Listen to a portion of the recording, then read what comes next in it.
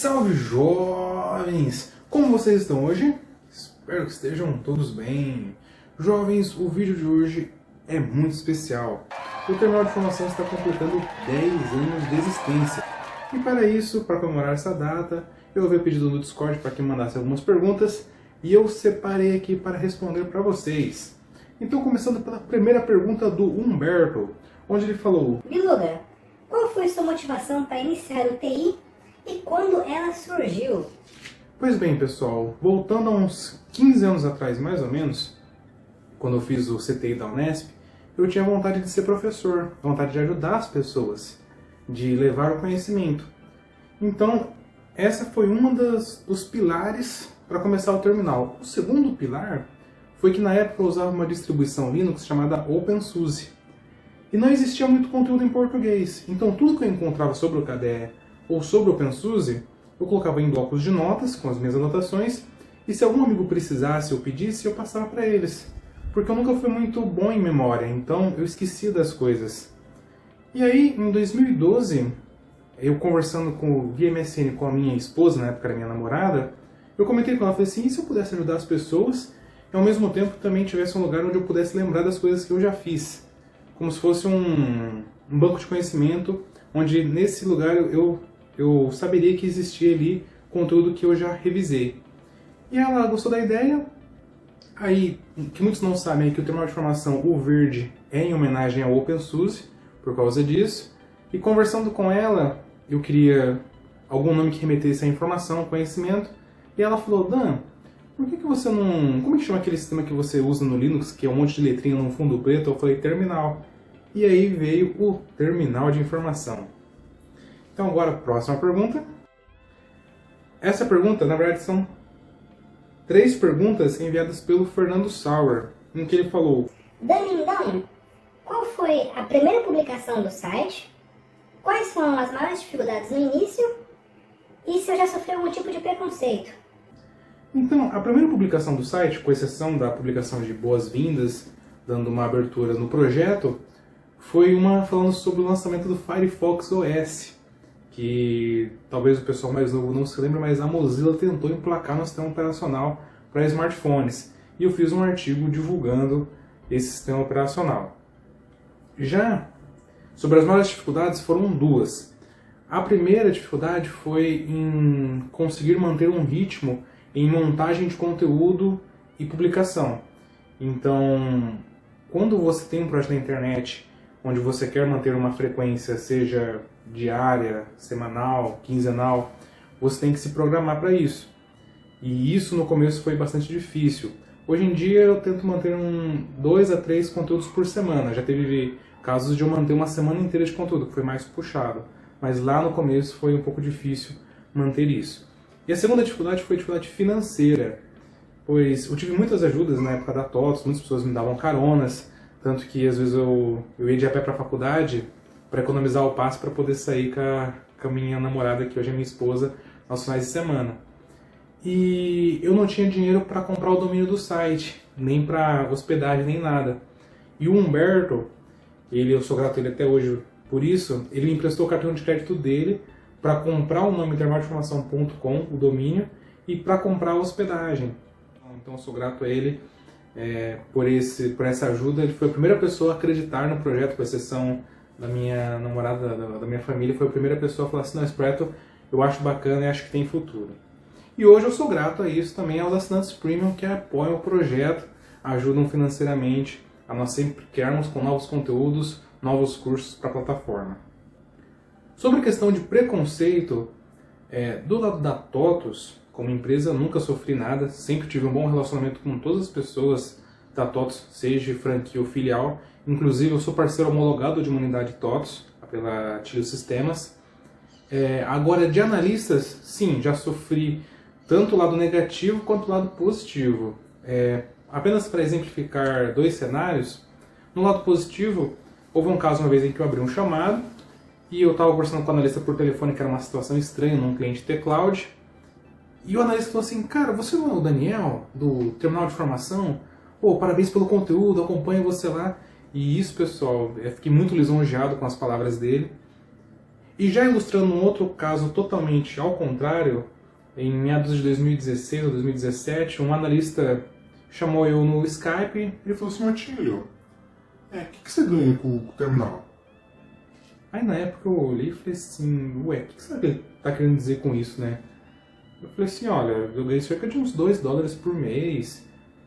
Aí ele falou, Mas então você não tem lucro nenhum? Isso aí paga alguma coisa? eu falei assim, paga a hospedagem, paga o domínio, a hospedagem às vezes eu tenho que entrar também com o meu dinheiro. Aí ele falou assim, Então por que você faz isso? até hoje, galera, eu não entendo por que ele veio me falar isso aquele dia. Não sei se ele apenas queria tirar uma com a minha cara ou simplesmente não sei. Mas assim como existem pessoas boas no mundo que querem ajudar, como foi o caso do Humberto, me ajudou, existem pessoas também ruins que simplesmente querem te deixar para baixo. Então, eu tive a ajuda de muitas pessoas. Se eu fosse elencar nesse vídeo, ia ter que ser um vídeo só de agradecimento. Como o Rafael Rubin, que me ajudou bastante, o próprio Humberto, Rinaldo, Ednilson, Kleber, tantas pessoas maravilhosas que me ajudaram. Então, sempre a gente tem que ser grato a essas pessoas e sempre tentar ajudar também, assim como nos ajudaram. Agora, as próximas duas perguntas foram feitas pelo Kaique, onde ele falou: Danielson, qual foi a matéria mais bizarra ou aleatória que você já fez? E se houve alguma que você fez e não quis postar? De matéria bizarra, talvez o pessoal que acompanha o site há pouco tempo não se lembre, porque hoje é focado mais em Proteus. Mas antigamente eu falava de vários assuntos no site, como matérias que eu realmente pesquisava com relação à tecnologia, desde a videogames também. Como, por exemplo, das matérias, eu fiz uma vez o porquê que a ordem do teclado do computador numérico é diferente das teclas do telefone, ou de onde surgiu o termo QWERTY, que é o termo que a gente usa para teclado, que é o QWERTY.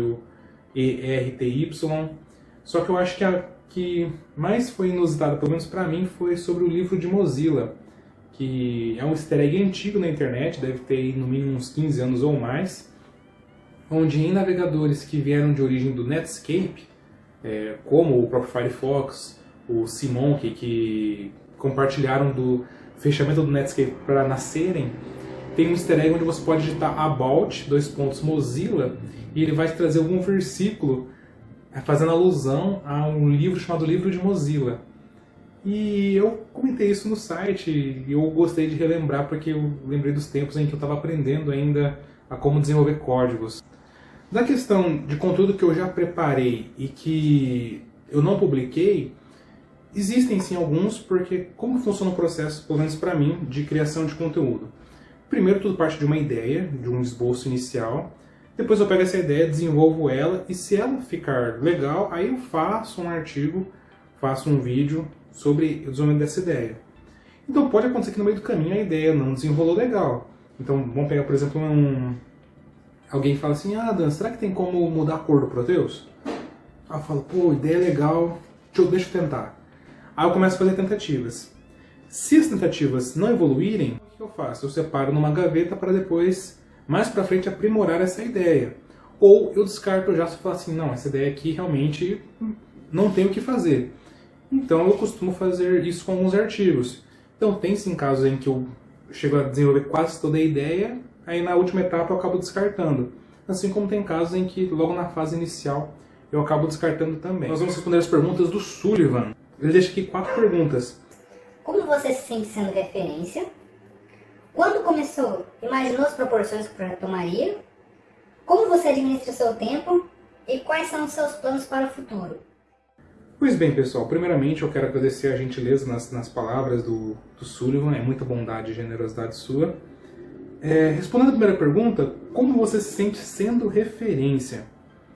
Bom, primeiro que eu não me enxergo como uma referência, eu acho apenas que eu tento ajudar as pessoas e eu, pelo menos a minha visão que eu tenho é que eu tenho que sempre aprender mais. Então, sempre eu estudo mais para trazer novos conteúdos para as pessoas. Quando começou, você imaginou as proporções? Eu confesso que não. Eu confesso que quando comecei o projeto, lá em 2012, realmente era só um hobby para eu publicar uma dica aqui e ali. Comecei com Linux e Java, depois fui expandindo para algumas outras coisas. E quando o projeto foi evoluindo, eu lembro quando atingiu 300 likes no Facebook, depois quando um dia só passou de 1000 visualizações, quando a gente atingiu 1 milhão de visualizações no total de tempo. E isso foi sempre dando aquele gás para continuar sempre a melhorar e a fazer mais por vocês. Como você administra o seu tempo? Pois bem, pessoal, essa aqui é uma pergunta que sempre foi um dilema para mim. Antigamente eu ficava muito tempo em redes sociais e também em sites de humor, de tirinhas de comédia. E aconteceu que um amigo meu, o Emerson Kurokawa, me indicou um livro chamado A Tríade do Tempo.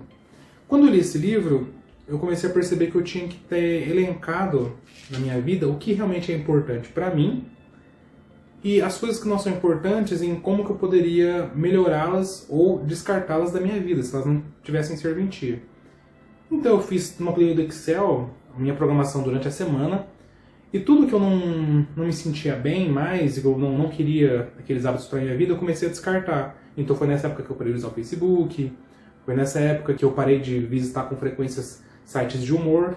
Então hoje eu tento acordar por volta de umas 5h30, 6 horas da manhã, e eu separo mais ou menos 1 hora a 1h30 para preparar conteúdos para o terminal. Porque a maioria das pessoas não sabe disso, mas o conteúdo que eu preparo hoje só vai ao ar daqui 6 meses. Então eu tento preparar com uma certa antecedência para não ficar sem conteúdo. E aí eu começo a atender clientes por volta de 8h30 a 9 horas da manhã. Eu vou até mais ou menos umas 7 horas, 7h30 da noite. Em alguns casos, alguns clientes pedem para dar uma esticada, pedem para fazer alguma coisa fora de horário, então eu acabo pegando até 9 horas, mais ou menos 9 e pouquinho. Eu tento ao máximo estar deitado entre 9h15 e 9h30 para dormir, para no outro dia também acordar cedo. Isso durante a semana. No fim de semana acaba acontecendo muitas coisas. Geralmente eu trabalho aos sábados, eu trabalho até umas 4 horas mais ou menos, e aí tem alguns compromissos com a igreja, então o fim de semana é um pouco mais maleável, mas durante a semana eu tento manter sempre esse cronograma de tempo. E quais são os seus planos para o futuro? No caso, como é no Super Mario Bros, que tudo é por fases, o terminal também passou por várias fases e está passando por algumas fases. Eu costumo, quando eu finalizo um projeto, eu começo outro em seguida. Então, por exemplo, eu tinha uma lista de artigos para fazer no terminal, uma lista de aplicativos para desenvolver, e conforme eu vou acabando, eu vou colocando outros na frente. Então, existiam aplicativos, não sei se o pessoal vai lembrar, mas eu tinha aberto um questionário no Google em quais aplicativos que vocês gostariam que a Atilio Sistemas desenvolvesse. E eu desenvolvi todos eles.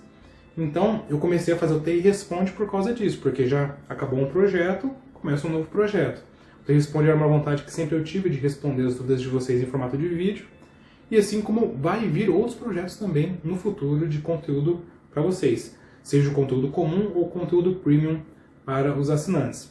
Pois, na verdade, o foco e a determinação que nós temos que ter é de sempre alcançar o objetivo que foi proposto para o terminal de formação, que é disponibilizar exemplos didáticos e ajudar a disseminar o conhecimento.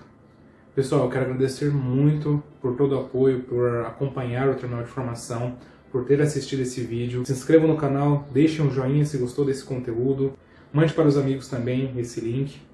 E eu sou grato mesmo de coração por vocês terem ajudado o projeto a chegar até aqui. Um grande abraço a todos e até a próxima.